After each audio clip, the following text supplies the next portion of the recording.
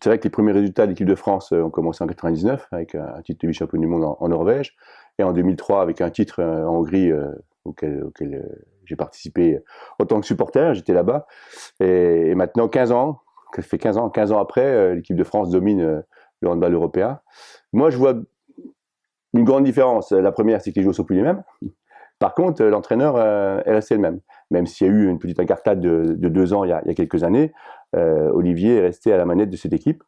La plus grande différence, c'est sur la qualité des joueuses. Je crois que maintenant, on a des joueuses qui ont des qualités physiques et techniques nettement supérieures à ce qui pouvait exister, alors sans faire injure aux joueuses de 2003, mais on a vraiment des joueuses qui vont beaucoup plus vite, qui débordent plus rapidement, ce qui offre, je pense, à Olivier la possibilité d'avoir du jeu en attaque beaucoup plus performant. C'était le défaut de l'équipe de France, qui avait un jeu des fois en attaque qui était un petit peu balbutiant.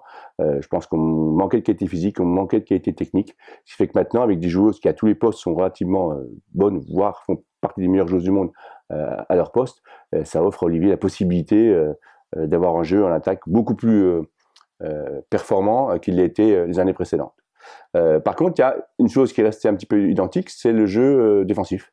L'équipe de France, que ce soit en 2003 ou maintenant, a la réputation d'être certainement l'équipe la plus forte en défense, des gardiens de but. Alors, il y avait Valérie Nicolas en 2003, il y a maintenant Amandine Henault et puis Laura Gloser qui sont des gardiennes très performantes, mais également parce que la défense devant elle est restée forte. Et je crois que c'est la marque de fabrique un peu d'Olivier Krumbos de savoir régulièrement quels sont les points forts adverses et de mettre un style de défense en face pour perturber l'adversaire.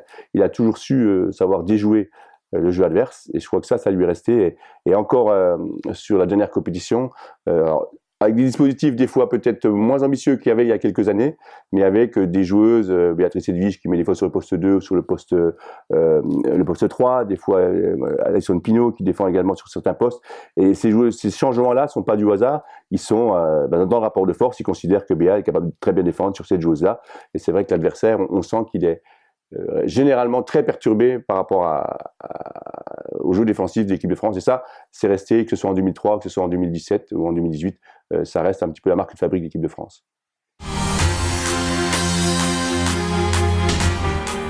C'est un tout, tu as raison, c'est effectivement le fait que maintenant, les générations qui jouent actuellement, c'est les premières générations qui ont été pro à 100%.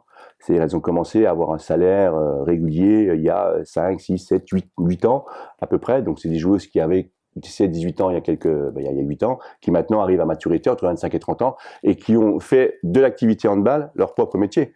En 2003, j'étais entraîneur déjà à Besançon, j'avais 5 internationales, voire 6.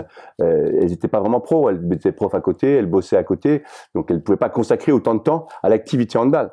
Maintenant, il y a des joueuses qui s'entraînent un petit peu plus, mais qui se soignent beaucoup mieux, qui se préparent physiquement beaucoup mieux. Ça, c'est une différence qui est flagrante entre 2003 et maintenant. Dans chaque club, il y a des préparateurs physiques performants qui font que les joueuses se préparent mieux, sont moins blessées, font plus attention à leur poids, ce qui leur permet d'avoir une activité plus longue et plus performante régulièrement.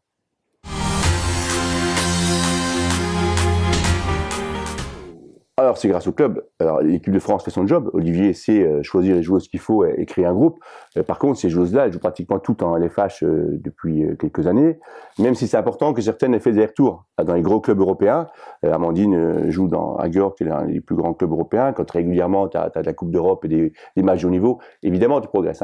Mais là, cette année, avec, je sais plus, tu m'as dit 17 joueuses qui sont pratiquement en LFH régulièrement, c'est nous les entraîneurs de LFH qui certainement continuons à faire progresser ces joueuses, et le championnat évolue. Je pense qu'on devient actuellement le troisième championnat européen, tant au niveau financier qu'au niveau sportif. Je crois qu'il y a la Hongrie, la Roumanie, sont encore des championnats plus forts que nous.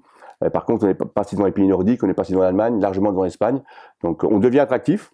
Les budgets ont augmenté. Il y a quelques années, en LFH, c'était 800 000 € le plus petit budget pour pouvoir accéder en LFH. Maintenant, il n'y a aucun club qui a 800 000 €. Ça va de 1 100 000, je crois, à 4,5 millions pour Brest. Donc, ce qui fait que ça évolue. on attire des bonnes joueuses européennes, voire les meilleures. On voit que Brest attire des très bonnes joueuses. On arrive à conserver nos joueuses françaises dans nos clubs. Donc ça, c'est important pour l'avenir des LFH. Maintenant, jusqu'à maintenant, les résultats, ça apportait de la com, ça apportait de la bonne humeur un petit peu et de l'image. On tapait dans l'épaule, super, les résultats, les filles, ça rend bien. On découvrait un petit peu que le sport féminin pouvait avoir une très belle image. Maintenant, je pense qu'il faut que c'est au-delà. On s'aperçoit que les joueuses, non seulement elles apportent une belle image, mais c'est des vrais sportifs de haut niveau, qui ont des vraies qualités, qui travaillent fort et dur. Et j'espère que maintenant, c'est l'économie qui va faire évoluer pour qu'on ait 4-5 clubs qui soient dans les gros budgets européens et qu'on ait... le vrai révélateur, c'est si dans les années qui viennent, on a Brest, Metz ou d'autres clubs, Dijon peut-être, pourquoi pas, soit en finale fort d'une Ligue des Champions assez régulièrement. Là, ça montrera vraiment qu'on est devenu un des meilleurs championnats d'Europe et c'est ce que j'espère dans les années qui viennent.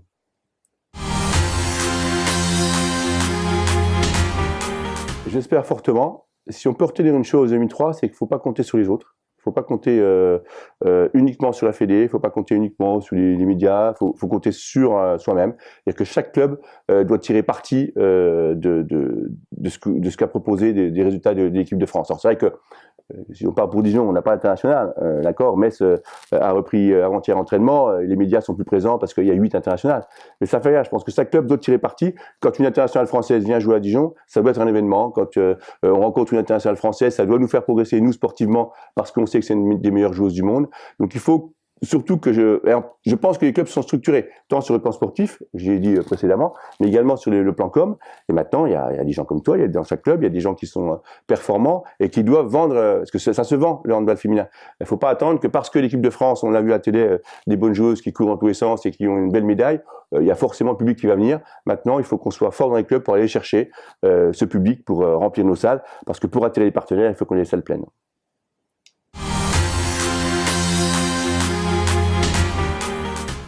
Moi, ça change pas grand-chose. Alors, j'ai respect par rapport aux joueuses qui ont ces résultats-là. J'en ai entraîné quelques-unes, j'en entraîne moi actuellement. Donc, il y a des joueurs avec qui j'ai des relations. Donc, il y a des relations, je dirais, professionnelles, évidemment. Donc, ça change un petit peu la donne par rapport à ça. Mais l'adversaire, quand on a une très bonne joueuse en face, qu'elle soit internationale ou pas internationale, moi, mon taf en vidéo ou l'entraînement, c'est d'expliquer à mes joueuses qu'elle est performante. Le fait qu'elle soit championne du monde, pour moi, ça change pas forcément grand-chose. C'est plus le regard extérieur que nous, le regard intérieur. Les joueuses, Barbara, Déborah, ont fait des stages il y a quelques années avec ces joueuses-là. Elles se connaissent bien. Pour certaines, ce sont des copines. Donc, le regard il y a un respect, peut-être, plus important, mais je pense que le regard ne change pas énormément.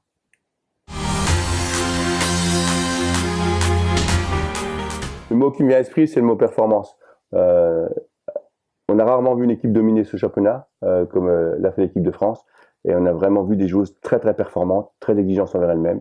Et ça, c'est grâce au travail. Parce que même si on a des joueuses talentueuses, on ne peut pas avoir de talent sans travail.